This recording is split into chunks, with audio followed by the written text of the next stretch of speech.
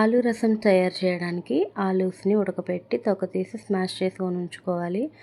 Stove మీద బాండీ పెట్టి ఆయిల్ వేసుకొని జీలకర్ర, ఆవాలు వేసి చిటపట్లు అయిన తర్వాత 2 ఎండుమిర్చి, 2 వెల్లుల్లిపాయలు చిన్న చిన్న పీసులుగా కట్ చేసి వేసుకొని ఇందులోనే కొంచెం కరివేపాకు వేసుకొని ఫ్రై చేసుకోవాలి. ఇప్పుడు మనం స్మాష్ చేసి ఉంచుకున్న ఆలూను కూడా ఇందులో వేసి ఫ్రై చేసుకుంటూ అందులో కొంచెం పసుపు, సాల్టు వేసి ఫ్రై చేసుకోవాలి.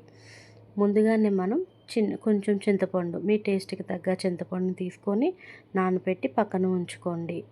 ఇప్పుడు ఆ నానబెట్టుకున్న చింతపండుని రసం మీకు ఎంతైతే చారు కావాలనుకుంటున్నారో అంత వాటర్ వేసుకొని ఆ వాటర్ని ఆ చింతపండు దాంట్లో వేసుకోండి. తగినంత వాటర్ వేసిన తర్వాత అందులోనే కొంచెం కొత్తిమీర వేసి బాగా ఉడికించుకోవాలి. ఇప్పుడు యూట్యూబ్లో ఇదే ట్రెండ్ కదా, అందుకే నేను ట్రై చేసా కానీ నాకు నచ్చలేదు. Please subscribe. Thank you.